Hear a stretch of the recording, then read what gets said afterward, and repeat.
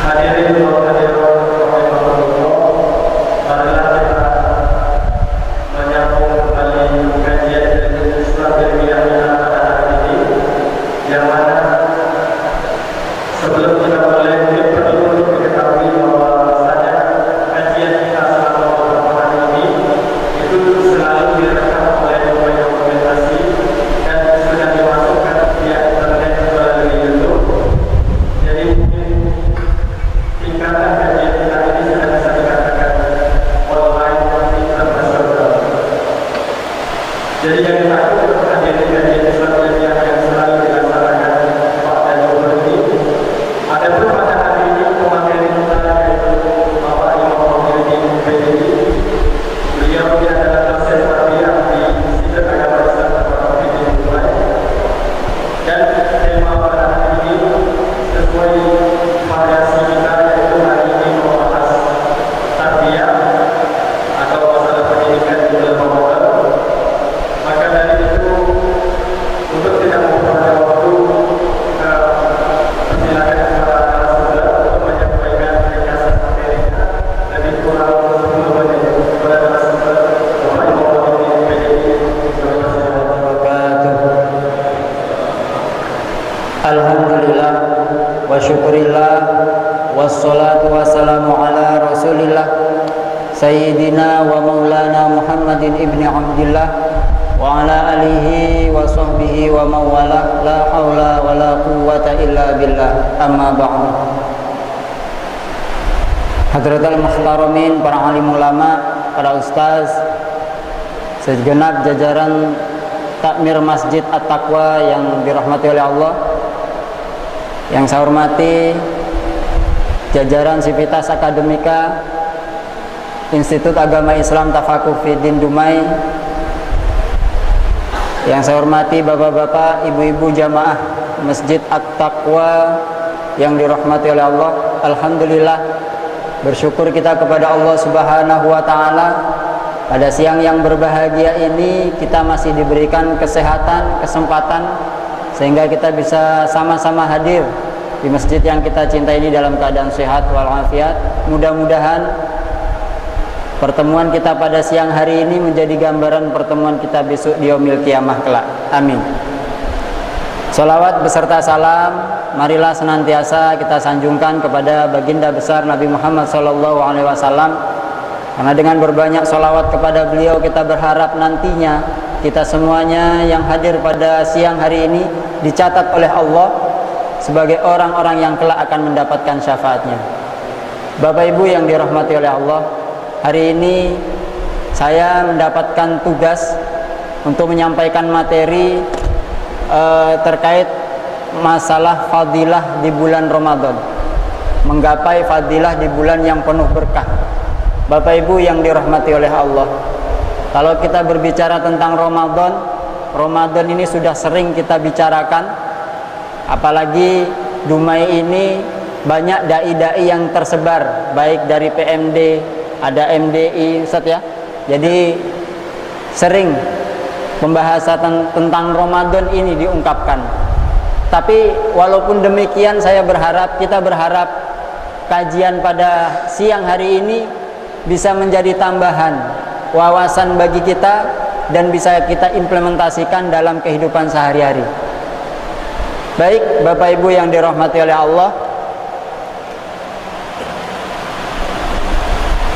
adapun dasar diwajibkannya puasa Ramadan ini sesuai yang tertera dalam kitab suci Al-Quran, surat Al-Baqarah ayat 183 yang berbunyi, A'udzubillahi minasyaitonirrajim, Bismillahirrahmanirrahim, Ya ayyuhalladzina amanu kutiba alaikumusiyam kama kutiba alal ladzina min qablikum la'allakum tattaqun. Hai orang-orang yang beriman. Panggilan Allah hanya orang-orang yang beriman. Kenapa orang yang beriman? Karena orang yang berimanlah yang akan menjalankan ibadah puasa Ramadan. Kemudian kutiba alaikumusiyam, telah diwajibkan atas kamu, kama kutiba, sebagaimana yang telah diwajibkan, alal ladzina min qablikum, atas orang-orang sebelum kamu. Tujuan daripada puasa Ramadan adalah la'allakum tattaqun, agar kamu bertakwa kepada Allah Subhanahu wa taala. Di dalam hadis Rasulullah sallallahu alaihi wasallam menyampaikan an Abi Hurairah anin Nabi sallallahu alaihi wasallam qol man shoma ramadhana imanan wa ihtisaban ghufira lahu ma taqaddama min dzambi. Man shoma ramadhana, barang siapa yang berpuasa di bulan suci Ramadan imanan wa ihtisaban, dengan iman, kemudian dia mengharapkan ganjaran, mengharapkan ampunan dari Allah, ghufira lahu ma taqaddama min dzambi, maka akan diampunilah dosa-dosanya yang telah lalu oleh Allah Subhanahu wa taala. Bapak Ibu yang dirahmati oleh Allah, tidak hanya itu, sebelum Ramadan datang, semua umat Islam, baik di Indonesia, baik di kota Dumai ini, baik di dunia bahkan, mereka menyambut gembira. Di sana sini ada yang namanya tasyakuran, ada yang namanya selamatan, kalau orang Jawa bilang namanya punggahan, ya Ustaz ya. Jadi di mana-mana diadakan tasyakuran. Tujuannya apa? Karena untuk menyambut datangnya bulan suci Ramadan. Mereka bahagia, gembira. Karena ada satu hadis dari Rasulullah, ya. Barang siapa yang bahagia, gembira ketika menyambut datangnya bulan suci Ramadan, haramallahu jasadahu ala niron. Jasadnya diharamkan oleh Allah masuk ke dalam api neraka. Bapak Ibu yang dirahmati oleh Allah, hari ini kita sama-sama hadir di Masjid At-Taqwa dalam kajian keilmuan, dalam kajian memperdalam keilmuan kita, memperdalam wawasan kita tentang ilmu agama, ya. Bahasanya Allah Subhanahu wa taala, Rasulullah menyampaikan bahwasanya innallaha wal malaikatahu wa ahlus samawati wal ard, sesungguhnya Allah dan para malaikat dan para penduduk langit dan bumi, sampai ikan di dalam laut pun, sampai semut yang ada di dalam lubang pun, dia mendoakan kepada orang-orang yang belajar, orang-orang yang mendatangi majelis taklim. Mudah-mudahan kehadiran kita di masjid yang kita cintai ini bersamaan dengan ampunan Allah untuk kita. Allah memberikan ampunan untuk kita semuanya. Amin. Kemudian ketika Rasulullah Shallallahu Alaihi Wasallam melakukan Isra wal Mi'raj, dijalankan oleh Allah Subhanahu Wa Taala, Rasulullah dijalankan oleh Allah dengan peristiwa Isra wal Mi'raj. Di sana Rasulullah Shallallahu Alaihi Wasallam, Nabi Muhammad Shallallahu Alaihi Wasallam ditunjukkan oleh Allah ayat tanda-tanda kekuasaan Allah. Di situ ketika Rasulullah diajak melintasi surga, di sana Rasulullah melihat ada sebuah bangunan rumah yang sangat indah, dan pada saat itu rumah yang indah itu sedang dikerjakan oleh ribuan malaikat. Kemudian Rasulullah bertanya kepada Jibril pada saat itu sebagai asistennya, sebagai guide-nya, penunjuk jalan. Jibril ditanya oleh Rasulullah, wahai Jibril, rumah megah itu siapa yang punya? Rumah yang indah itu siapa yang punya? Itu belum apa-apa Rasulullah, itu belum bagus, itu sekarang ini lagi disempurnakan oleh para malaikat. Ini adalah rumah yang akan diberikan kepada umatmu nanti. Oh begitu, ya. Rasulullah senang, bahagia ketika mendengar berita tersebut. Kemudian Rasulullah dan malaikat Jibril pun melanjutkan perjalanannya. Setelah selesai kembali lagi melintasi tempat tadi, Pak. Jadi ketika melintasi rumah yang megah tadi, ribuan malaikat yang tadi sedang membangun rumahnya, menyempurnakan bangunan rumahnya hilang. Kemana ini para malaikat? Rasulullah tanya kepada malaikat Jibril, wahai Jibril, kemana ini orang-orang kok pada hilang? Apakah materialnya habis? Oh enggak, Rasulullah, di sini enggak akan kehabisan material. Apa mereka capek, payah? Tidak. Malaikat tidak punya rasa capek, tidak punya rasa payah. Lalu kemana mereka? Inilah wahai Rasulullah gambaran umatmu ketika umatmu di dunia dia ibadahnya rajin, ibadahnya tekun, hari ini dia digarap, rumahnya digarap, dikerjakan oleh para malaikat di surga. Tapi ketika manusia di dunia, umatmu di dunia, ya, mereka lalai akan zikir kepada Allah, mereka lupa, jauh dari majelis taklim, maka malaikat yang membangun rumah-rumah umatmu itu nanti akan meninggalkan bangunannya tersebut. Mudah-mudahan hari ini kita yang hadir di masjid ini bangunan kita lagi disempurnakan. Mudah-mudahan, amin ya rabbal alamin. Bapak Ibu yang dirahmati oleh Allah, kalau kita berbicara tentang surga, kenikmatan yang ada di sana, semua orang pasti ketika ditanya, pasti semuanya akan ingin masuk ke dalam surganya Allah. Ya, akan tetapi ada empat orang, 4 golongan yang dirindukan oleh surga. Surga itu rindu kepada 4 golongan ini. Dalam hadisnya Rasulullah menyampaikan, al-jannatu mustaqatun ila arba'ati nafarin. Surga itu rindu pada 4 golongan. Yang pertama, talil Quran, orang yang gemar membaca Al-Quran. Wa hafizil lisan, orang yang menjaga lidahnya. Wa mut'imin ji'an, dan orang yang memberi makan orang yang kelaparan. Wa shaimina fi syahri Ramadan, dan orang yang berpuasa di bulan suci Ramadan. Baik, kita bahas saat ini kita bahas apa 4 golongan itu. 4 golongan yang dirindukan surga itu, yang pertama adalah orang yang gemar membaca Al-Quran. Rasulullah menyampaikan, iqra'ul Quran fa innahu ya'ti yaumal qiyamah syafi'an li ashabi. Bacalah oleh kalian itu Al-Quran, karena Al-Quran itu nanti akan bisa memberikan syafaat, memberikan pertolongan kepada orang yang membacanya. Syafi'an li ashabi. Dawuh sabda Rasulullah ini apa bisa dibuktikan? Bapak Ibu yang dirahmati oleh Allah, kita tunjukkan bahwasanya sabda Rasulullah ini benar dan terbukti. Di Jawa Timur, ya, itu pernah terjadi seorang petani yang sawahnya itu berdampingan dengan pemakaman, cuman dibatasi dengan pematang sawah. Suatu hari ketika beliau sedang menggali, mencangkul di sawahnya, ya, apa yang terjadi? Dia mencangkul mengenai sebuah kain. Digali terus. Apa? Kok lama-lama kok tambah panjang, lama-lama tambah panjang. Setelah dilihat, diangkat, ternyata jenazah. Kemudian karena penasaran, diangkatlah jenazahnya itu ke atas. Setelah di atas dibuka, ini jenazah siapa? Dia tidak mengenali. Kayak ini jenazah ini barusan dimakamkan ini. Akhirnya karena penasaran bapak ini tadi, dia panggil penduduk kampung. Dia umumkan, saya mencangkul di sawah, saya nemu jenazah. Orang kampung penasaran, berduyun-duyun datang ke sawah bapak tadi itu. Apa yang terjadi?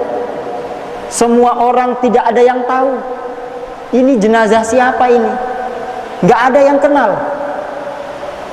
Ternyata di belakang, dari belakang kerumunan orang berdesakan seorang kakek.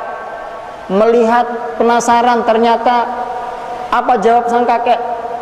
Saya tahu nih siapa jenazah ini. Orang-orang akhirnya wajahnya berpaling kepada kakek itu. Ada apa kek? Siapa ini kek? Apa jawab kakek itu? Dan jawaban inilah yang membuat orang-orang di kampung itu pada saat itu yang melihat jenazah itu tercengang. Ini adalah jenazah ibu saya. Yang ngomong siapa? Kakek. Ini adalah jenazah ibu saya. Ibu saya meninggal ketika saya usia 10 tahun.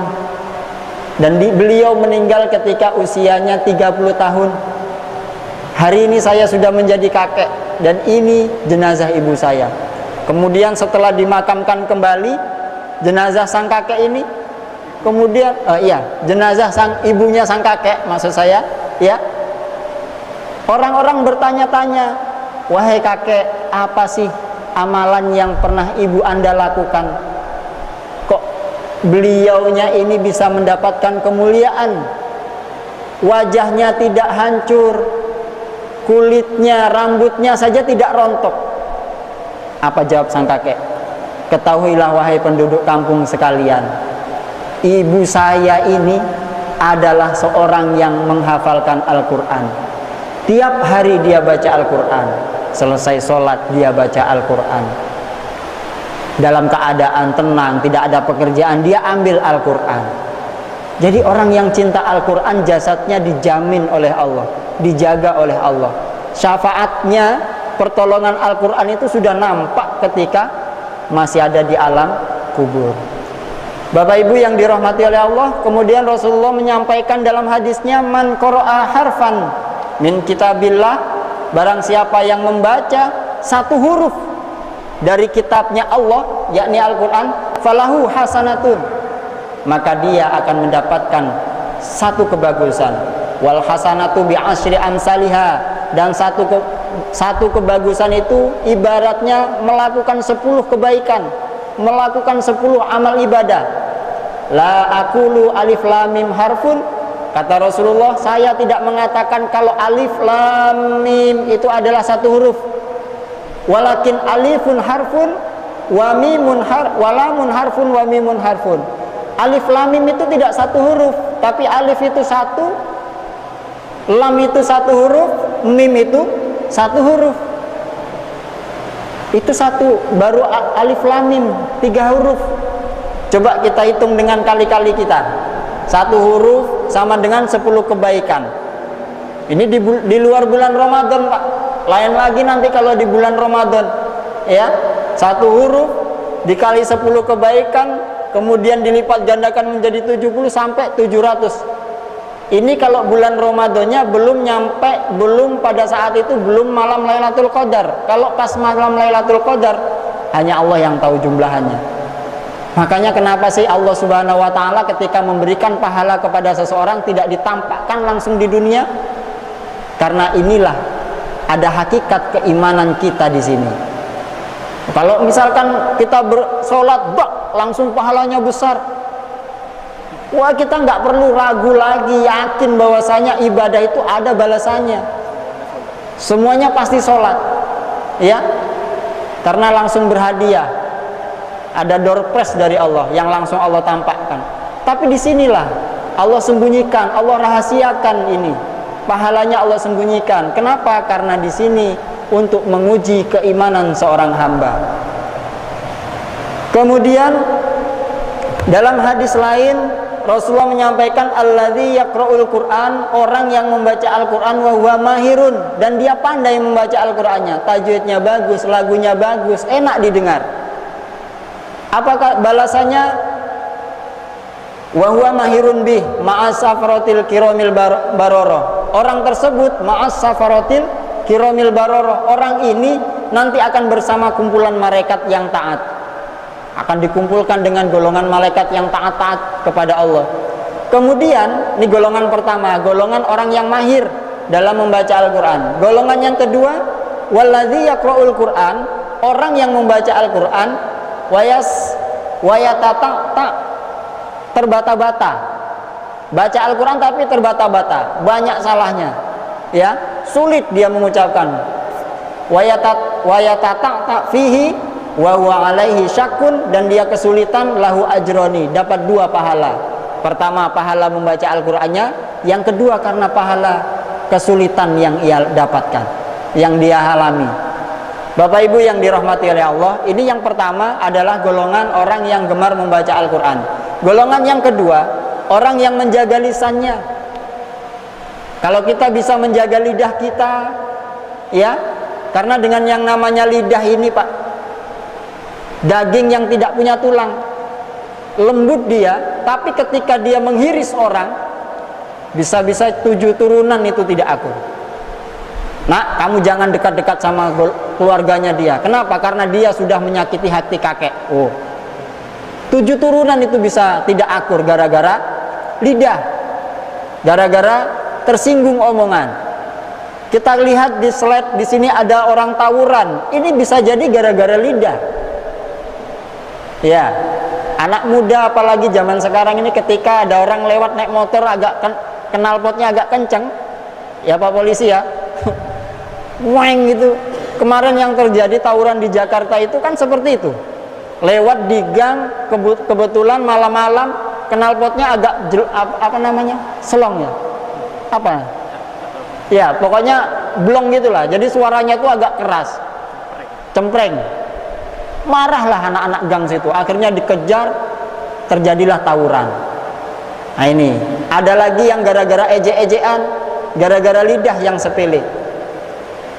Tapi Bapak Ibu yang dirahmati oleh Allah, ya, penyakit lidah ini kan macam-macam. Ada tajasus dia, ada ghibah, ya, membicarakan aib orang lain. Nah di situ. Ini bisa menjadi kerusakan, tapi dengan lidah juga bisa menimbulkan kedamaian buat dunia. Orang lain bisa berdamai, orang lain bisa akur gara-gara lidah. Bagaimana caranya? Lidah yang bisa mendamaikan orang lain adalah lidah yang di dalam lidah tersebut, dalam hati orang yang memiliki lidah tersebut dibekali dengan ilmu-ilmu agama. Jadi ngomong itu diatur, ya. Ucap seucap, dia pikir dulu ketika saya ngomong seperti ini kira-kira menyinggung atau tidak. Ketika saya sampaikan ini, orang lain sakit hati atau tidak. Ya. Ini Bapak Ibu yang dirahmati oleh Allah. Ini golongan yang kedua. Golongan yang ketiga adalah golongan orang yang gemar memberi makan pada orang yang kelaparan. Baik, tangan di atas, Rasulullah menyampaikan tangan di atas itu lebih baik daripada tangan di bawah. Ya, al-yadul ula khairun min yadil sufla, daripada tangan di bawah. Bapak Ibu yang dirahmati oleh Allah, golongan pertama tadi membaca Al-Quran, golongan kedua itu menjaga lisan, golongan ketiga ini memberi makan orang yang kelaparan. Ya, orang yang membutuhkan, tidak harus kelaparan. Ketika di bulan Ramadan datang, Bapak Ibu, ibu-ibu ini biasanya yang sering mempraktekkan, Pak. Dia buat kolak pisang, dia antar kepada tetangganya ya. Bu, ini kami mau berbagi kolak pisang untuk buka nanti. Ya. Akhirnya tetangga sebelah tadi, apa dia bilang? Wah, terima kasih Bu, kami mau mengembalikan mangkok. Ternyata dalamnya ada kolak ubi. Wah, ini namanya berbagi makanan. Pesan guru saya, pesan orang-orang tua dulu, pagar ingat nak, ketika kamu di masyarakat nanti, ingat, buatlah rumahmu sebagus-bagusnya, buatlah rumahmu sebesar-besarnya, buatlah pagar seindah-indahnya, tapi perlu kamu ingat, yang namanya pagar mangkok, itu lebih kokoh daripada pagar tembok. Maksudnya gimana, Ustaz? Mangkok aja jadi pagar. Ya, kata Ustadz Denny, mangkok dijadikan pagar. Jadi mangkok ditata-tata gitu di pinggir rumahnya. Jadi bukan seperti itu Bapak Ibu yang dirahmati oleh Allah. Yang namanya pagar mangkok adalah kita berbagi dengan tetangga kita. Ya, ada punya apa kita kelebihan, kita berikan kepada tetangga kita. Ini Pak, kita habis belanja banyak, makanan banyak, kita bagikan sama tetangga kita. Ini bisa menjadi pagar yang kuat bagi kita. Suatu contoh, suatu ketika kok rumah kita mau kemalingan Bapak Ibu, karena kita orangnya suka berbagi dengan orang lain, ya, orang ngintip-ngintip di pagar kita, di dekat jendela kita, rumah kita, tetangga kita keluar. Karena kita baik sama tetangga, ya, karena kita bagus sama tetangga, suka berbagi. Ini tetangga yang keluar nih, kamu jangan macam-macam sama tetangga saya yang satu itu. Berani kamu mencuri di rumahnya, berhadapan dengan saya. Kenapa kok tetangganya mau membela seperti ini? Karena dia adalah tetangga yang baik. Tapi sebaliknya, kalau tetangganya nggak baik, punya makanan pelit, masak rendang, baunya sampai tetangganya, tapi tetangganya nggak ada secuil pun dapat rendangnya. Masak gulai, baunya sampai sebelah tetangga sebelah Bu, tapi gulainya nggak nyampe. Awas kata tetangganya. Ketika ada maling ngintip-ngintip di jendela dia, nyongkel pintu kesulitan, tetangganya datang, ngapain mas? Saya mau maling rumah ini pak. Kenapa kok nggak bisa buka pintu? Linggisnya kecil kali, itu di rumah ada linggis yang besar. Malah dibantu. Kenapa? Karena dia tidak baik sama tetangganya, kurang berbagi. Nah ini Rasulullah juga pernah memberikan saran, memberikan himbauan kepada ibu-ibu nih, kalau kamu masak gulai, ya perbanyak kuahnya. Tujuannya apa? Biar kita itu berbagi dengan tetangga kita.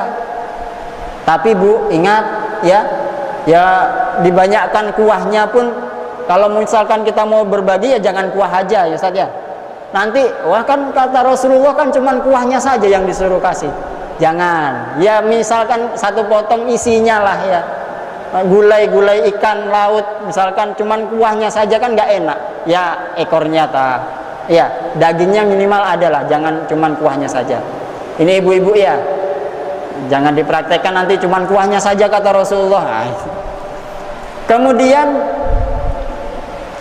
ini ingat, ketika kita memberi jangan mengharap balasan dari orang yang kita beri. Pasrahkan kepada semuanya pada Allah, karena Allah akan memberikan balasan yang terbaik buat kita. Saya teringat cerita Gus Dur.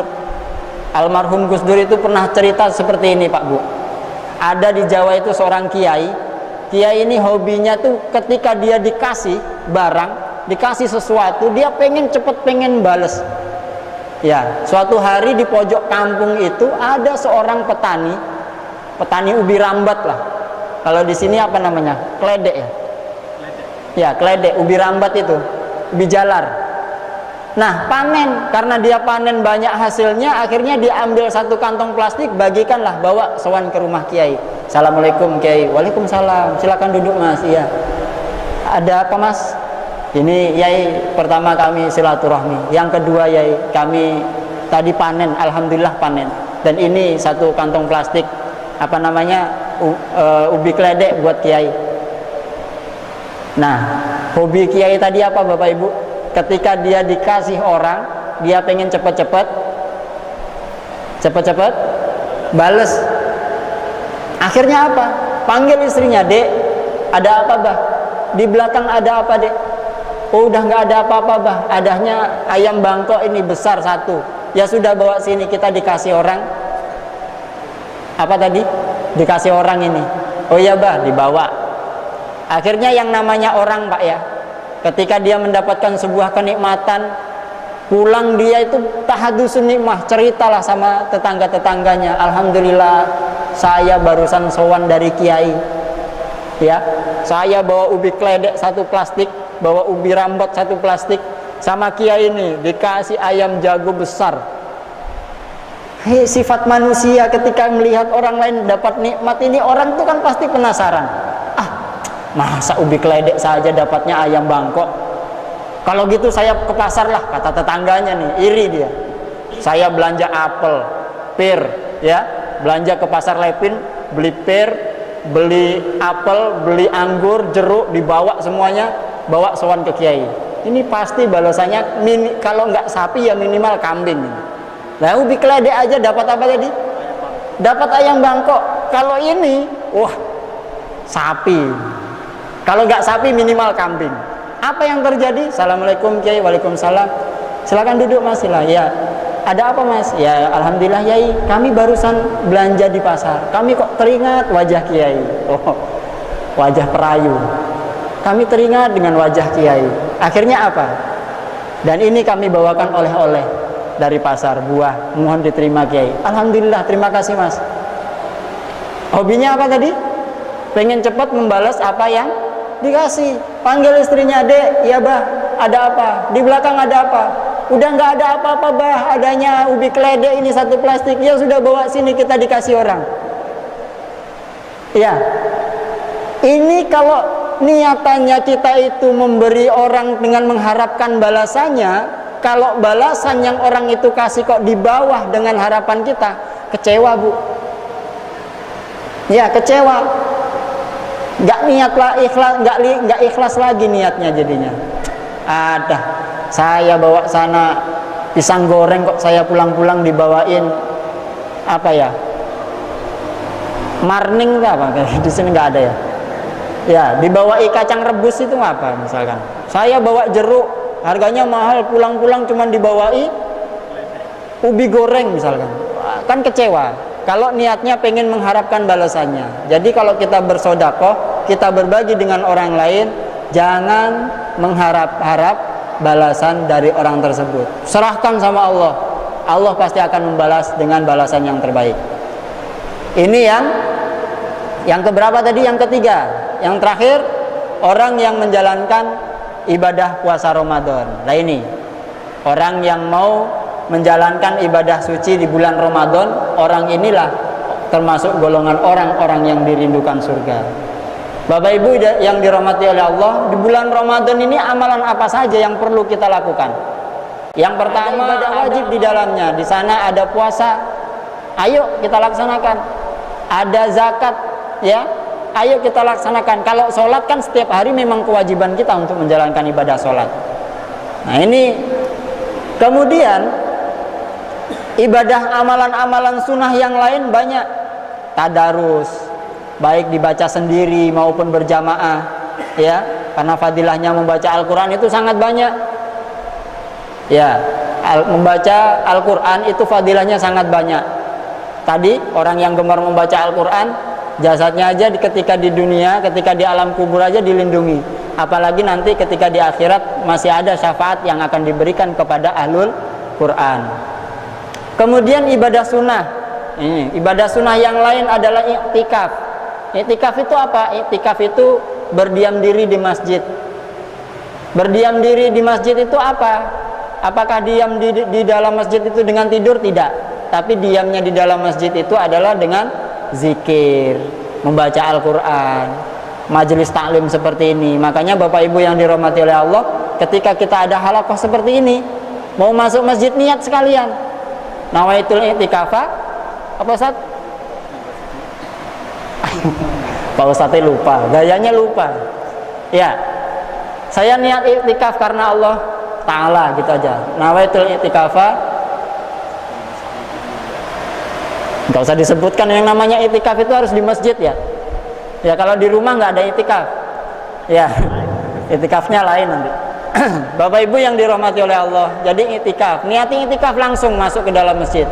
Jadi nanti selain kita dapat pahala dalam sholat zuhurnya, pahala dalam ngajinya, pahala dalam istilahnya tolabul ilminya di dalam majelis ini, kita juga dapat pahala i'tikafnya. Jadi seperti itu.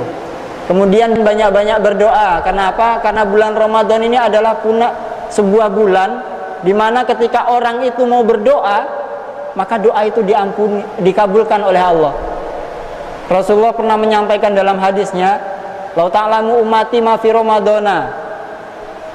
Ya, kalau saja umatku itu tahu apa sih yang ada di dalam bulan Ramadan itu, latamannau, maka pasti umat saya itu akan berharap 1 tahun, ya, kuluha sanatan Ramadana, wallahu alam. Dalam 1 tahun itu pasti dia akan minta dijadikan bulan Ramadan semuanya. Kenapa? Karena bulan Ramadan itu di dalamnya doa-doa dikabulkan. Ya, dosa-dosa diampuni, amal ibadah dilipat gandakan, kebaikan diterima. Ya, dan surga merindukan mereka. Jadi orang kalau tahu fadilahnya sebenarnya bulan Ramadan ini, dia tidak akan lepas. Tidak akan dia lepaskan dengan begitu saja. Bapak Ibu yang dirahmati oleh Allah, jadi i'tikaf dan banyak-banyak berdoa di bulan Ramadan. Salah satu apa sih alasannya kenapa Allah ciptakan bulan Ramadan ini ya? Segala sesuatu hakikatnya, segala sesuatu yang Allah ciptakan di dunia untuk manusia, ini adalah untuk fasilitas manusia tersebut. Jadi bukti kasih sayang Allah, Allah ciptakan bulan Ramadan. Jadi walaupun Allah itu sayang kepada umat manusia, khususnya umat Islam, masih buat dosa sebanyak apapun, Allah masih sayang sama dia. Buktinya apa? Allah kasih rizki dia. Ya, tapi tambah sayangnya Allah lagi sama manusia nih. Allah ciptakan nih bulan Ramadan, bulan yang penuh ampunan, ya, bulan yang penuh berkah. Tujuannya apa? Biar umatku ini keluar dari bulan Ramadan dosanya habis, nggak punya dosa lagi. Jadi seperti itu. Itu bukti kasih sayang Allah sama kita. Lah kita yang sudah dikasih fasilitas seperti ini, dikasih fasilitas yang pengampunan yang luar biasa oleh Allah, tapi tidak kita manfaatkan dengan bagus. Ya, ada yang nggak puasa, saya nggak kuat puasa, padahal ketika dia sebenarnya kuat, kan sayang, kasihan sekali. Ada yang sebenarnya dia mampu datang ke masjid, majelis taklim, dia nggak datang. Kenapa? Karena dengan berbagai alasan yang dia lontarkan, kan sangat sayang sekali. Padahal ini adalah fasilitas yang Allah berikan.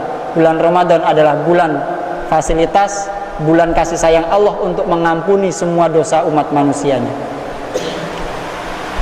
Kemudian ada lagi amalan sunnah di dalam bulan Ramadan adalah qiyamul lail, salat tarawih, salat witir, ya. Salat tarawih di masjid sebagai syiar kita, sebagai bukti bahwasanya Islam itu ini loh, syiar kita. Islam itu kompak, ya. Islam itu bersama, bersatu dia, tidak berpecah. Nih, kemudian sebagai pembakar dosa-dosa seorang hamba. Jadi sholat tarawih itu adalah salah satu amalan yang bisa membakar, yang bisa menghapus dosa-dosa seorang hamba. Kemudian bertaubat dan mohon ampun kepada Allah Subhanahu wa taala. Ini bulan inilah tempatnya untuk bertaubat kita, muhasabah, ya Allah, dulu saya dosanya banyak. Ayo sekarang minta maaf, belum terlambat. Karena Allah masih buka pintu ampunan itu selebar-lebarnya. Ya. Malam yughargir. Allah itu akan menerima taubat seorang hamba malam yughargir selama nafas hamba tersebut belum nyampe pada kerongkongan dia. Kalau kita ini masih nafasnya masih lega, Allah buka tuh pintu lebarnya. Tapi kalau nafasnya itu sudah Senin Kamis, ya, sudah nazak dia, tertutup. Oleh karena itu, ketika Allah masih beri kesempatan kepada kita, monggo kita memanfaatkan. Ayo kita manfaatkan bulan ini dengan sebaik-baiknya, dengan bertaubat kepada Allah, menyesali perbuatan kita yang dulu, ya. Kemudian kita perbaiki perilaku kita ke depannya. Kemudian dan berdoa kepada Allah, semoga Allah berkenan mengampuni dosa-dosa kita. Kemudian umroh ini bagi orang yang mampu, Pak. Jadi istilahnya tidak ada paksaan untuk ke sana. Tapi kalau kita berkelebihan rezeki dan kita mampu untuk umroh, ini lebih bagus, fadilahnya lebih banyak. Kemudian, nah ini mengakhirkan sahur. Kalau kita bersahur imsak itu jam berapa, Ustaz? 4.35 ya? 4.35 hari ini. Jadi mengakhirkan sahur itu ya minimal jam 4. Ya, jam setengah 4 itu sudah akhir sahur itu. Boleh. Itu sunahnya seperti itu. Kalau misalkan saya tidak bisa bangun sahur, jadi khawatir untuk terlewat gitu, gimana? Saya sahur jam 11, nggak apa-apa, silakan. Tapi kita tidak mendapatkan kesunahan diakhirkan tadi itu. Gitu. Jadi nggak apa-apa. Untuk niat Bapak Ibu yang dirahmati oleh Allah, niat itu wajib kalau dalam puasa Ramadan, dalam puasa wajib, karena ini puasa wajib. Jadi niat itu harus kita letakkan pada malam hari. Setelah selesai sahur boleh silakan berniat. Untuk jagain kita terlupa, ya. Biasanya kalau di masjid, biasanya kalau kita sholat di musola, di situ kita jamaah, selesai tarawih, selesai witir, kita ada baca niat bareng-bareng. Tujuannya apa? Biar kita nanti kalau terlupa sahur, misalkan kita nggak bangun sahur, tadi malam saya sudah niat di masjid, niat ibadah puasa besok. Jadi seperti ini, ya. Jadi sudah ada. Kalau ya, kemudian menyegerakan berbuka. Maghrib waktunya berbuka jam berapa, Ustaz? Jam 6? 6.24 sekarang. Bunyi sirine, ayo langsung. Tapi harus dilihat, Pak, sirenanya itu datangnya dari mana? Takutnya dari HP-nya bunyi azan pula, wah sudah azan, ternyata itu adalah nada dering HP-nya. Dilihat, wah jam 5 katanya, kebetulan pas mendung. Salah. Jadi hati-hati, kita harus lihat jam, cocokkan jamnya, ya, harus teliti, jangan sampai gara-gara HP batal puasa kita. Gitu ya. Nih, ada 2 kenikmatan bagi orang yang berpuasa. Yang pertama ketika dia berbuka, itu nikmat sekali itu. Ya. Nikmat yang kedua adalah ketika dia bertemu dengan Tuhannya, Allah Subhanahu wa taala. Karena kata Allah, puasa itu adalah ibadah yang lain itu nanti pahalanya langsung kepada umat saya, tapi kalau puasa ini langsung balasannya nanti dengan saya, kata Allah. Saya yang akan memberikan sendiri. Ini bedanya puasa dengan ibadah yang lain. Nih, ibadah puasa berbuka dengan yang manis-manis. Nggak ada kurma ya sirup jadilah. Nggak ada sirup gimana? Teh manis. Ya, yang penting yang manis-manis. Nah, tujuan akhir dari puasa adalah untuk mendapatkan predikat takwa di sisi Allah Subhanahu wa taala. Kenapa? Karena kalau kita bertakwa kepada Allah Subhanahu wa taala, apapun yang menjadi hajat kita, rizki kita itu kata Allah min haitsu la yahtasib, dari tidak disangka dari mana-mana datangnya itu nanti. Ketika kita memiliki predikat, menyandang predikat takwa. Baik, mungkin itu, kurang lebihnya mohon maaf. Assalamualaikum warahmatullahi wabarakatuh. Oh, ada lagi.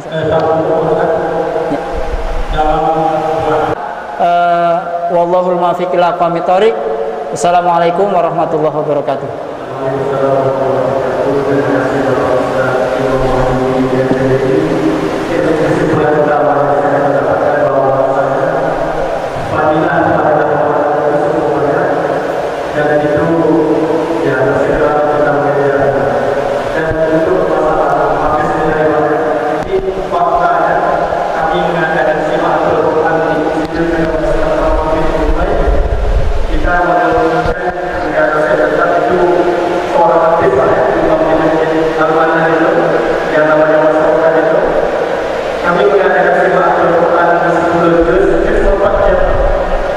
Beliau itu membaca dari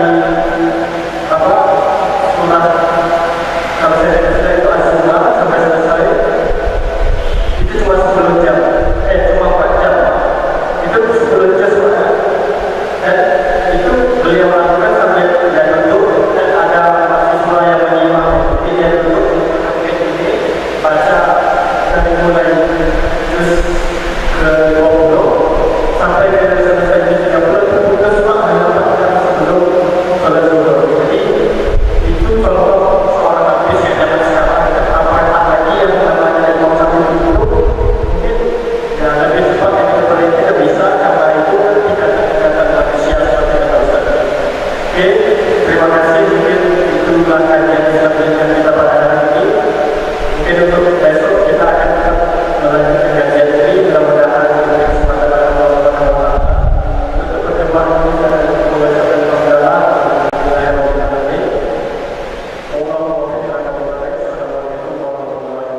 يا رب صل على محمد يا رب صل عليه وسلم يا رب صل على محمد يا رب صل عليه وسلم يا رب صل